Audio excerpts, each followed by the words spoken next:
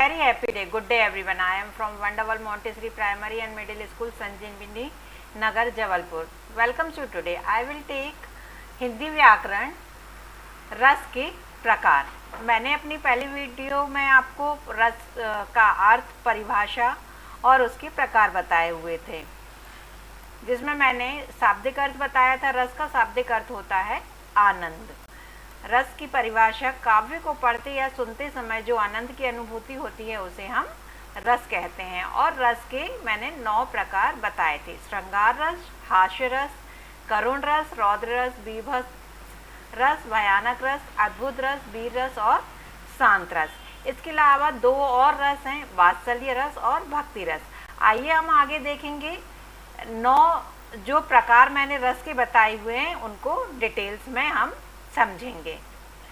मेरी वीडियो को लाइक करें, शेयर करें और सब्सक्राइब करें। तो आइए हम स्टार्ट करते हैं। सबसे पहले श्रृंगार रस से। नायक नायिका तथा प्रेम संबंधी परिपक्व अवस्था को श्रृंगार रस कहते हैं। श्रृंगार रस के 2 भेद होते हैं, संयोग श्रृंगार और वियोग श्रृंगार। उदाहरण है: राम को रूप निहारती जानकी, कंकन के नक की परछाई, यते सबउ सुधि भूली गई, कर टेकी रही पल तरत नाही।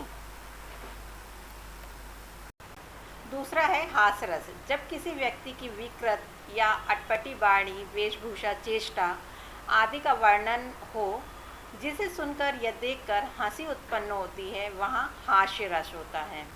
उदाहरण के लिए है: जब धूमधाम से जाती है बारात किसी की सज धज कर, मन करता है धक्का दे दूल्हे को, जा बैठूं घोड़े पर।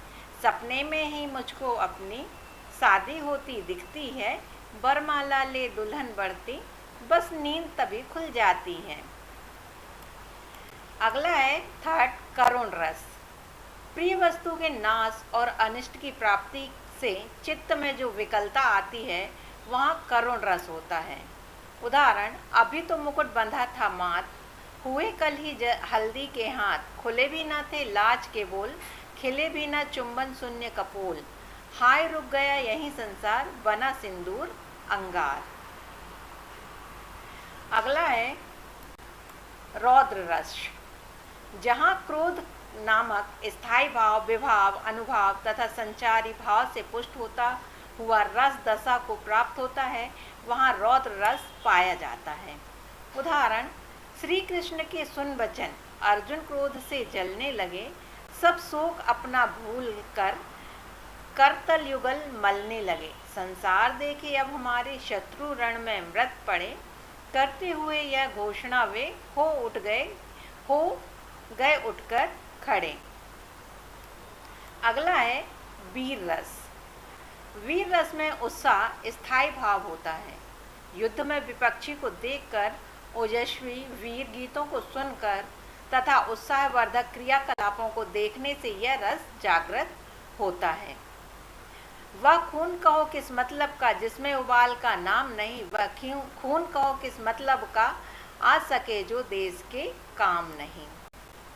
छठवां है बीभत्स रस। बीभत्स रस का स्थायी भाव जुगुप्ता होता है, जहाँ दुर्गंध युक्त वस्तुओं, चर्बी, रुधिर आदि का ऐसा वर्णन होता है जिससे मन में घृणा उत्पन्न होने लगती है, वहाँ बीभत्स रस होता है। कहूँ धूम उठत बरती, कहूँ चिंता, कहूँ होत रोर, कहूँ अर्थी धरी अहे, कहूँ हाड़ परो, कहूँ जरो अधजरो मास, कहूँ गीध काग मास, नोचत पीर अहे। अगला है भयानक रस। भय इसका स्थायी भाव होता है। भयंकर प्राकृतिक दृश्यों को देखकर अथवा प्राणों के विनाशक शत्रु को देखकर भय उत्पन्न होता है। उदाहरण है: नवते झटपट बाज लकी, भूलियो सकल प्रपंच, कंपित तन व्याकुल नयन, लावक हिल्यो न रंच। अगला है अद्भुत रस। जहाँ अलौकिक व आश्चर्यजनक वस्तुओं को देखकर जो विस्मय का भाव हृदय में उत्पन्न होता है, वहाँ अद्भुत रस पाया जाता है। उदाहरण: बिनु पद चले सुनो बिनु काना, कर बिनु कर्म करे विधि न आना, आनंद अहित सकल रस भोगी, बिनु वाणी वक्ता बड़ जोगी। 9वां है शांत रस। शांत रस का विषय वैराग्य एवं स्थायी भाव निर्वेद है। संसार की अनिश्चितता एवं दुख की अधिकता को देखकर हृदय में विरक्ति उत्पन्न होती है, तब वहाँ पर शांत रस होता है। उदाहरण, चलती चाकी देखकर दिया कवि रोए, दुई पाटन के बीच में साबुत बचा ना कोय। ये थे हमारे रस के 9 प्रकार। इसके अलावा 2 प्रकार जो बताए गए हैं वो अभी मैं आपको आने वाली वीडियो में समझाऊंगी। आज के लिए इतना ही। धन्यवाद। Wonderful Montessori primary and middle school, Sanjeevani Nagar, Jabalpur.